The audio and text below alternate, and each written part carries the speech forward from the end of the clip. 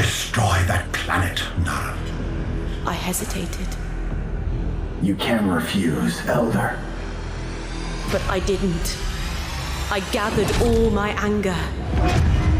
And billions died. This game has a protagonist who's quite unusual for most games in that she's fairly significantly a bad person. She was a former cult member who kills what she claims to be billions of people on a planet. And then she has a change of heart and joins the resistance to this cult. This cult is called something like the Circle. Now, my understanding is this cult brainwashes people. That like it actually has a machine that can psychically change the way you think. At least that's how they describe some of the machinery that they're putting down.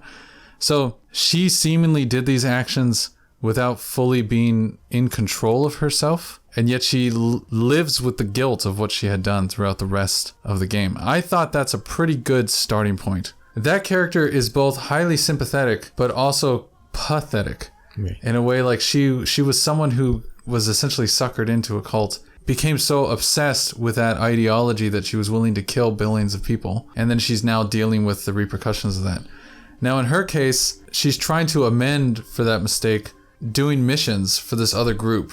And she's killing her former cult members, the people who used to be part of the same group that she was. Now, one of the things that I was thinking while I was doing this is if she used to be one of them, shouldn't we have slightly more sympathy for them? You know, the people that we're now killing? Because she excuses her behavior as like, oh, well, I was brainwashed by these people. Like, I didn't really have much of a choice. Like, what I knew is what I knew, right? And that's valid. That's kind of interesting. Right. But then we're just decimating all of these cult members now and not really thinking about it. Yeah, I think the game kind of, at a few different points that I saw, it called attention to the contradiction by sort of having her almost sound like she has multiple voices in her head, because she talks like she has a kind of a soft tone a lot of the time.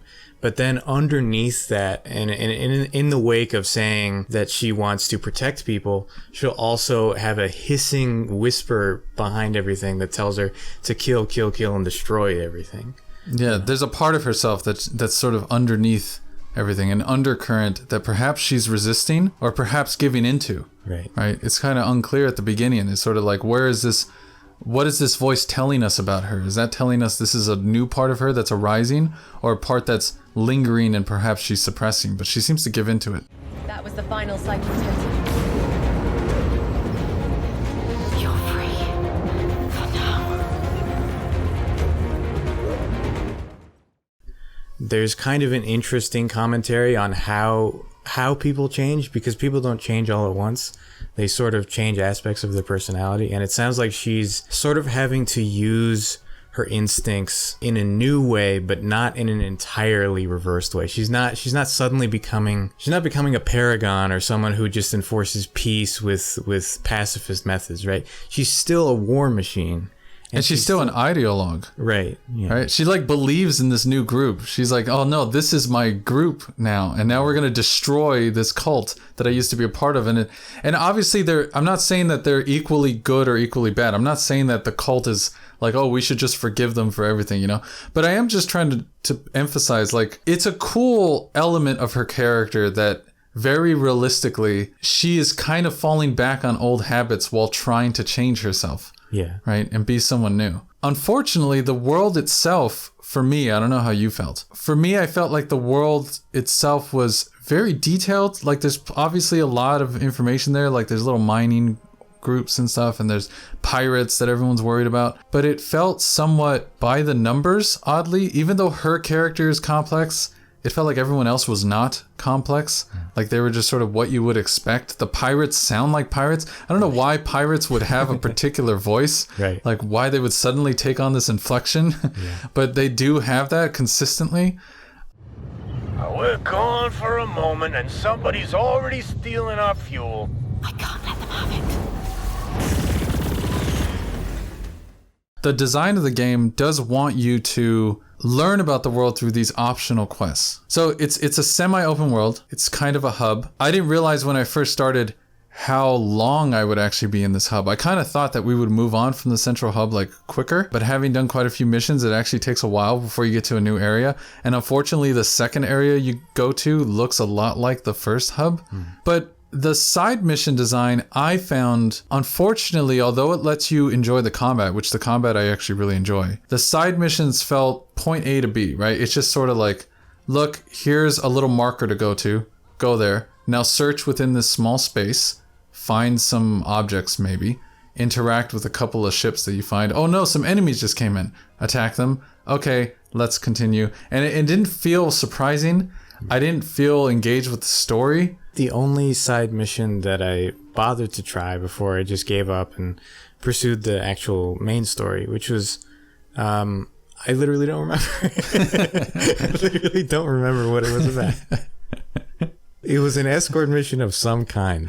Was it the big ship one where then the pirates come? Yeah, you kind of get to pilot a larger ship. Yeah, okay, I do remember that one. Yeah. So that was actually probably the most creative side mission because you actually do something slightly different. Right.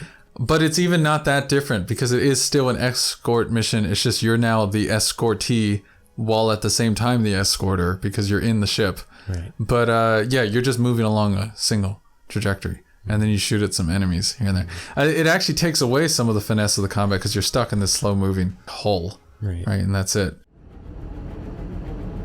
Nara, pirates. All weapons ready. But yeah, there's quite a few space games, but not as many as other genres. My memory of how these games play is it's fairly slow-paced and rigid in terms of how you can actually maneuver through each space. Now this one is completely the opposite of that. Yeah, it feels very fluid, and there are a lot of little mechanics that make it feel snappier and like you're in more control. So it feels almost like a racing game in that way.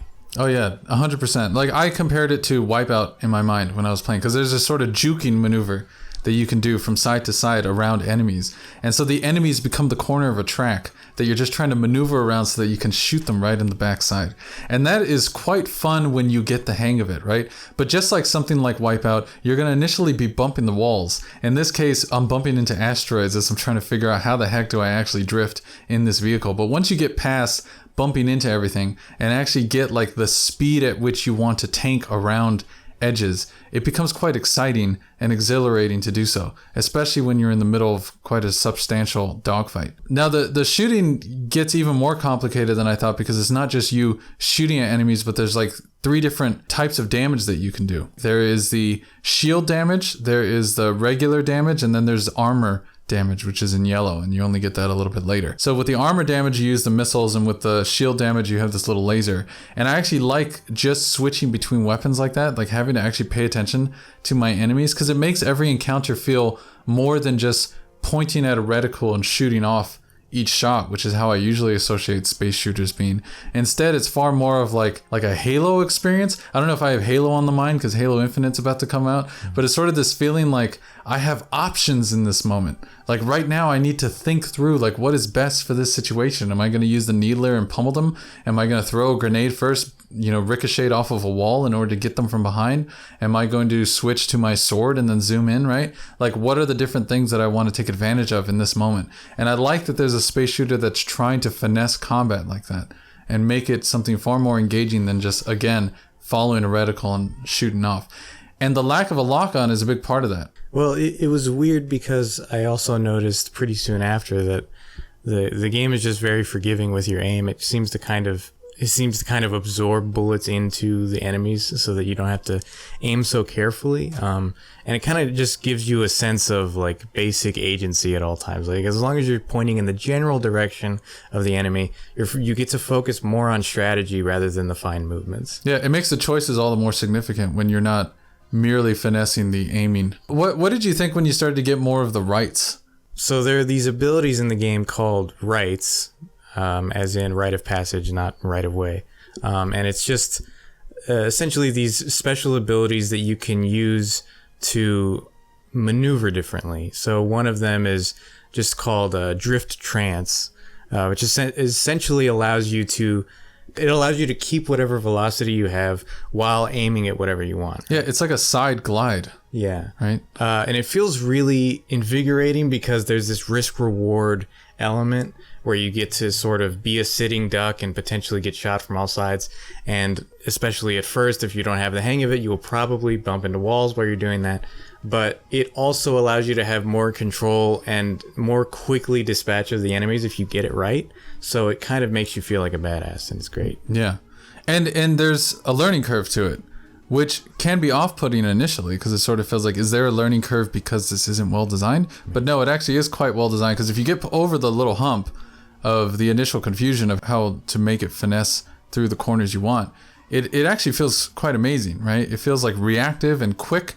I found myself really looking forward to a lot of the dogfights. However, unfortunately, through long stretches, because of those side missions, if you decide to pursue them, you're doing the same kind of dogfights over and over again. And the environments, because the side missions are in a hub space, the environments are mostly brown asteroids or maybe dark innards of asteroids. It's not, there's not a lot of variety there, which is really kind of sad. The main missions have a little bit more because they actually take you inside. But there is a problem with that. The main missions take you into tight spaces, and sometimes the game it works far better when you can maneuver more. So forcing you into tight spaces, although that looks a lot nicer because you're in mechanical environments, it actually feels quite limited, or it feels quite limiting to what you actually are capable of doing. So the main character, her personality is not just someone going through the trauma of her mistakes in the past. She also has a friend from her past who she meets at some point. Now, this isn't a human friend, this is a ship. And so I actually really like that idea. I like that you meet this object and it becomes this weapon that you get to use. That's when you first get the drift. And it's talking to you all the time. It reminds me of the classic Knight Rider film. Right. And it's like, now you have someone, instead of her voice in her own head, now you have the ship's voice. Yeah, I thought it was, first of all, I thought it was kind of adorable because he, as soon as you see him for the first time, he flies up, and in a way that only a ship can, he looks like he's scared of you. And so it's immediately disarming. It shows you that this ship, while obviously armed with weapons, actually is an advanced intelligence of some kind, right? It's not just a computer that obeys. It actually has emotions, and it understands emotions. It seems to know that, it seems to understand the concept of pain and making decisions as a result of pain. So already I like their dynamic because of that. What I found fun about their back and forth is the ship doesn't have the sensitivity about life that a human would. And when talking about like different missions and stuff, the ship has a lack of selfishness that allows a very interesting banter, and it kind of reveals a little bit about her own psychology, because it feels like she's able to open up to that ship in ways that she can't with other characters. So I really like that. There's lots of things about this game that are surprising to me, in the sense that it really exceeded my expectations. Even though I know it's a fairly small scale game, the graphics are quite nice. The combat is clearly carefully constructed. The main character, at least, is an intriguing starting point. Yes, some faltering occurs when it comes to the world and the design of the hubs, and maybe some of the mission structure, but it does seem like this team was aiming really high. And I really like that. It feels like a game that is doing a lot with a little, but is at its worst trying to do a lot more than it should with a little. It's a little bit of it overextends itself in terms of the open world design. It has missions that aren't as carefully crafted as the main story missions, and so it can feel like it's padded, but the central through line of the game is actually a really interesting story that I hope gets more humanly detailed and less detailed in terms of sci-fi jargon.